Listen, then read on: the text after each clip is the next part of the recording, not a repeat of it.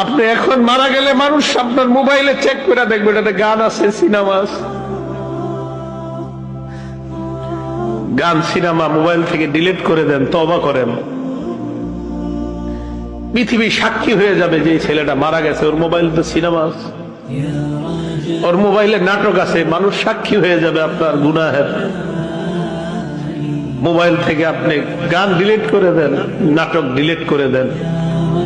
বন্ধুরা চাপ দিয়ে আমারে ফেসবুক খোলাইছিল, আমারে ফেসবুকে ইসলামী লেখালেখি করতাম।